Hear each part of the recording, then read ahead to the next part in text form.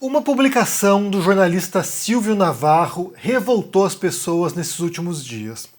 Eu vou ler para vocês aqui qual foi a publicação dele, né? Porque isso aqui vai suscitar uma série de, reflexões sobre a natureza do preconceito e do racismo e de estruturas de discriminação. Mas antes disso, já curte esse vídeo, deixa aqui embaixo seu comentário dando um bom domingo e também se inscreva no canal, porque falta um pouco mais de 2.000 pessoas para a gente poder passar da meta de 700 mil inscritos. Então assim, a gente está quase lá. Então, o que foi que o jornalista Silvio Navarro publicou? Só lembrando que o Silvio, acho que foi colunista da Veja, se não me engano, foi jornalista da Veja, e atualmente ele escreve aí para um jornaleco digital, e ele é comentarista no programa do Lacombe, na Rede TV. Então, diz o seguinte aqui, o Silvio Navarro. Ele publicou o seguinte: Mano Brown exige certificado de vacinação para entrar em seus shows. Atestado de antecedentes criminais não são exigidos. Como eu falei, que tem tanta coisa nesse tweet dele aqui. É um tweet curtinho, né?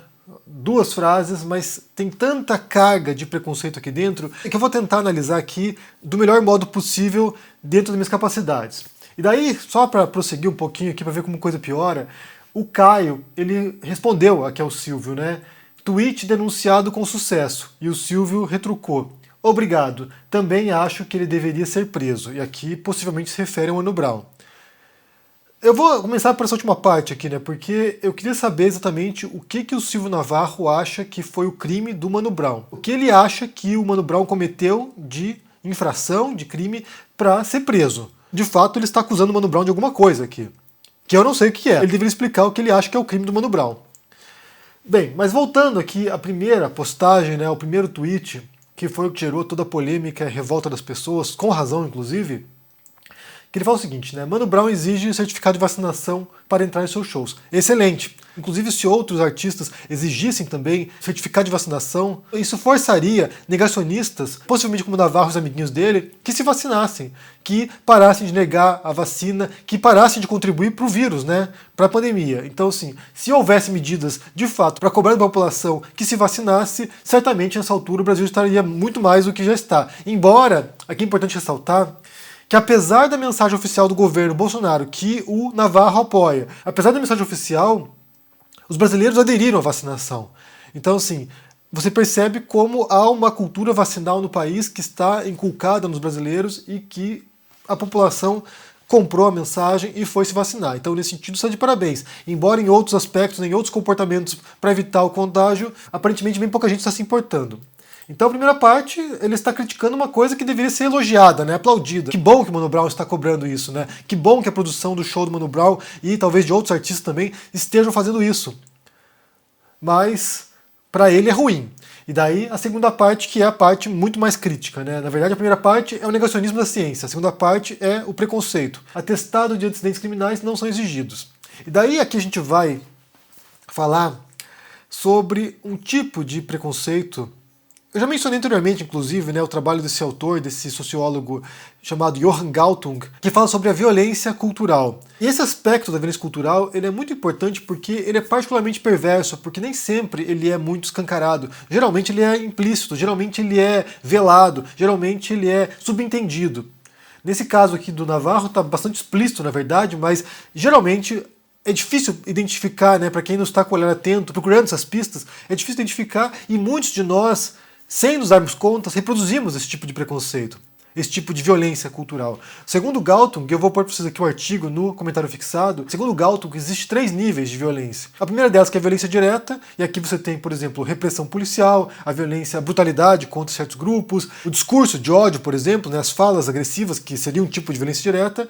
Depois você tem o segundo nível, que é a violência institucional, que são as instituições que vetam acesso a certos segmentos, e no Brasil a gente pode pensar que até o próprio sistema penitenciário é um desses tipos de violência institucional, porque assim, há uma desproporção de negros e pardos presos em relação a outros tipos de etnias e em relação também a outros tipos de classe social, né? Geralmente são jovens, negros, periféricos presos, e daí se for um jovem de classe média branco, dificilmente ele vai pagar o preço que um periférico paga. O modo como a polícia age com certas classes sociais também é distinto. Então você tem instituições que reforçam esses preconceitos e essas práticas discriminatórias. E por fim, no último nível, você tem a violência cultural, que são modos de você legitimar esse tipo de opressão, ou seja, reforçando uma estrutura social, uma hierarquia social que põe certas categorias ou certas classes no topo e outras abaixo, seja deslegitimando as manifestações culturais de certas classes. Então, por exemplo, a gente pode pensar historicamente no Brasil também como funciona. Durante muito tempo, manifestações populares, né, geralmente dos negros ou pardos, como o samba, como o pagode, eram criminalizados, ou eram considerados como arte inferior, ou eram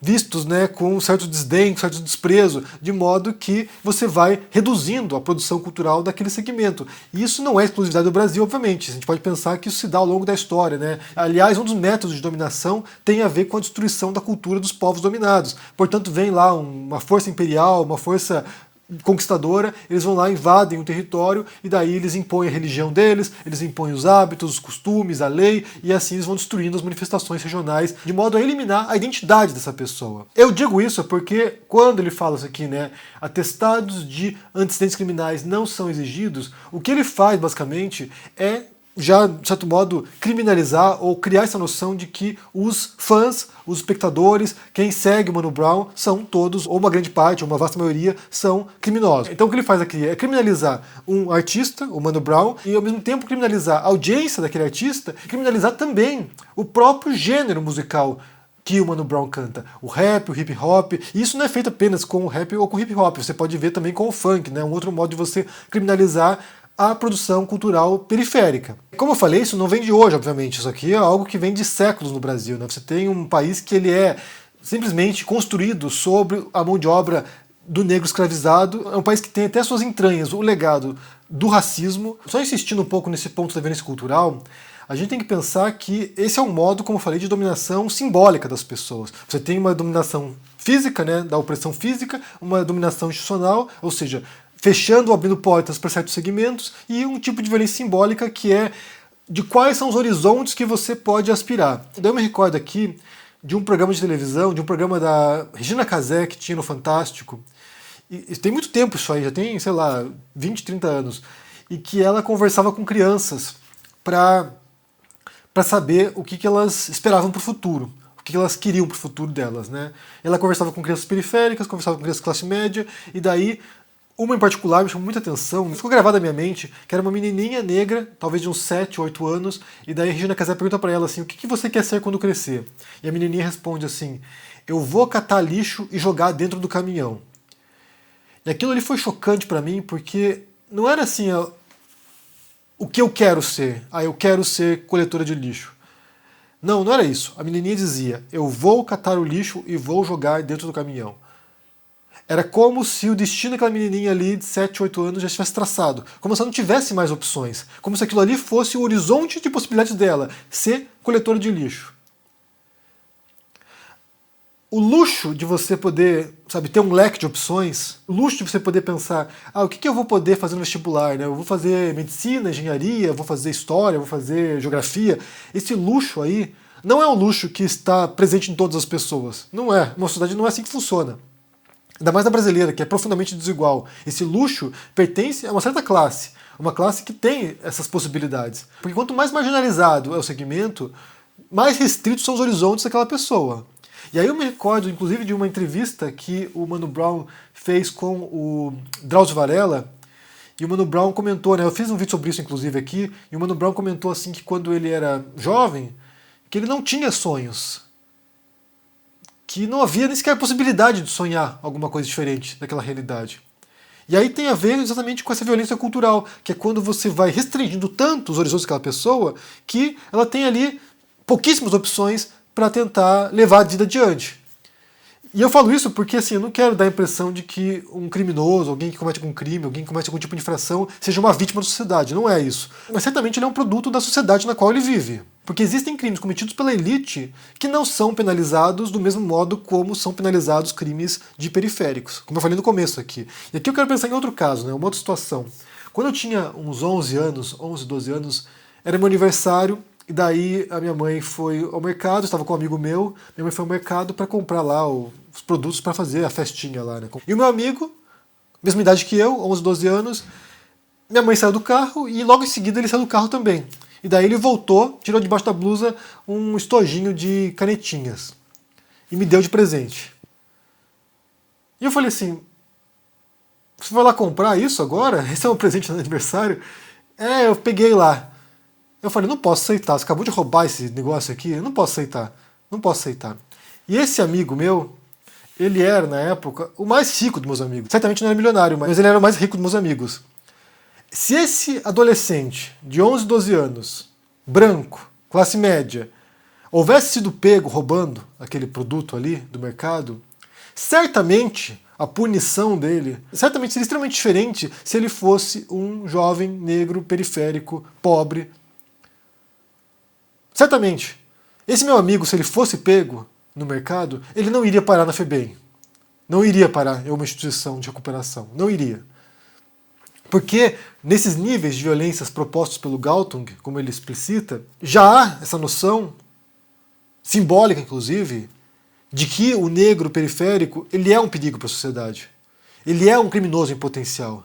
E se ele for pego cometendo um crime, uma infração qualquer que seja, mesmo se for insignificante como roubando uma canetinha no mercado, como fez esse meu amigo aí, a punição tem que ser exemplar.